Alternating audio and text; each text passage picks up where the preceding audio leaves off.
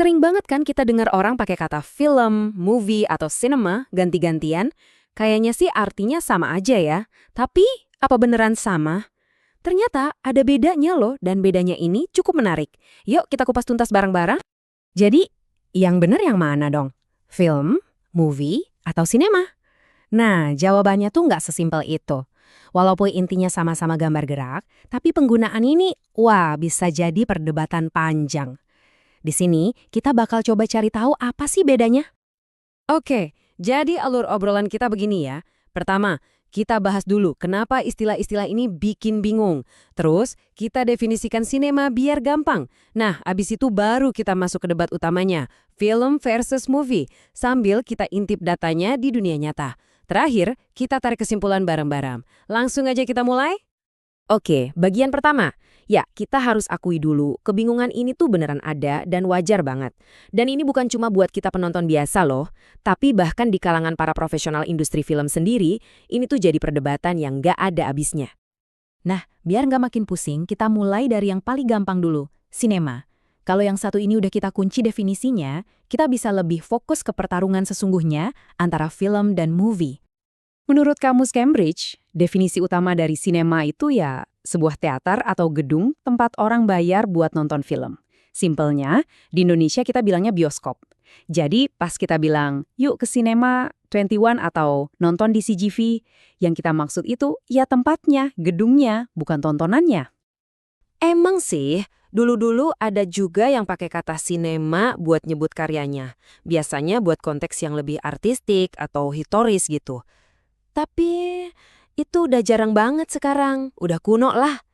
Jadi, deal ya, untuk obrolan kita kali ini, sinema itu artinya bioskop, titik. Oke, sekarang kita masuk ke intinya. Nah, ini dia nih pertarungan utamanya. Film versus movie. Ternyata bedanya itu nggak hitam putih, nggak sesimpel itu. Ada beberapa sudut pandang kunci yang bikin mereka beda. Yuk kita bedah satu persatu. Oke, yang pertama, kita lihat dari tujuannya. Sebuah film itu seringnya dibuat buat nge-explore sesuatu yang lebih dalam, entah itu seni atau isu sosial. Tujuannya tuh buat ngomongin sesuatu. Kalau movie biasanya lebih ke komersial. Tujuannya ya buat ngehibur penonton dan tentu aja dapat untung. Biar kebayang, contohnya gini, ada Okja.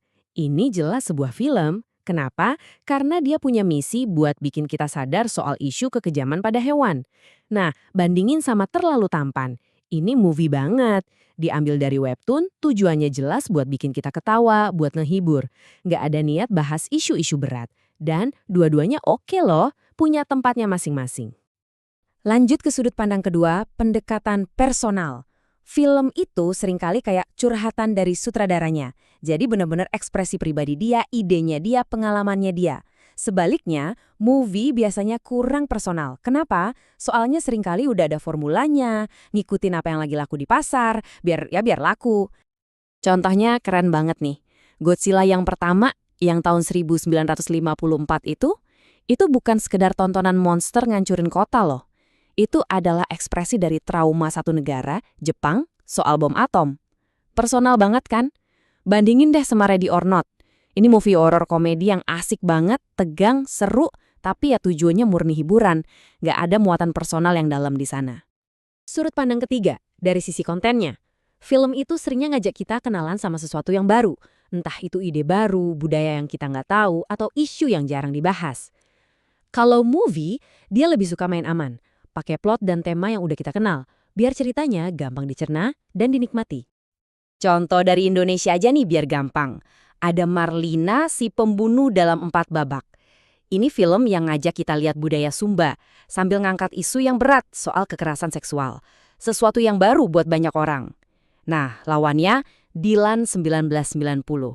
Ini movie yang sukses banget, ceritanya soal cinta-cintaan anak SMA. Tema yang ya kita semua udah familiar banget kan? Terakhir, efek setelah nontonnya. Apa yang kita rasain pas lampu bioskop nyala? Kalau film, biasanya kita jadi mikir, maksudnya apa ya tadi? Terus jadi bahan obrolan, diskusi panjang. Kalau movie, efeknya langsung kerasa saat itu juga. Kita ketawa, kita nangis, kita deg-degan, tapi pas keluar bioskop ya udah, selesai. Contoh paling pas, Parasite. Film ini bikin satu dunia ngomongin soal kesenjangan sosial. relevan banget di mana-mana.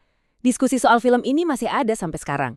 Bandingin sama serial Fast and Furious. Seru banget, tegang pasti. Tapi pas keluar bioskop, ya udah, kita nggak mikirin pesan mendalam apapun. Kita cuma ingat serunya adegan kejar-kejaran mobil. Oke. Tadi kan teori melulu ya. Sekarang gimana prakteknya di dunia nyata? Mana sih yang lebih sering dipakai? Yuk, kita intip datanya. Dan ternyata, menurut riset dari stephenfollows.com, di kalangan orang-orang yang kerja di industri ini, mayoritas 82% lebih milih pakai kata film buat nyebut karya mereka.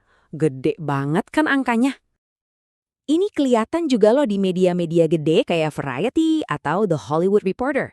Di sana, judul berita yang pakai kata film itu 4 kali lebih banyak dibanding yang pakai kata movie. Jadi jelas ya, para profesional lebih condong ke film. Tapi kalau kita ngomongin penonton biasa, ceritanya beda lagi. Di Amerika misalnya, orang lebih banyak nyari movies di Google. Nah, yang unik nih, di Indonesia justru kebalikannya. Kita lebih sering ngetik film. Ini nunjukin ada perbedaan budaya juga dalam pemakaian kata sehari-hari. Oke, jadi kesimpulannya apa nih? Setelah kita lihat dari berbagai sudut pandang, plus data-datanya, jadi jelas banget kalau ini tuh bukan soal mana yang benar dan mana yang salah. Semuanya balik lagi ke sudut pandang dan konteks.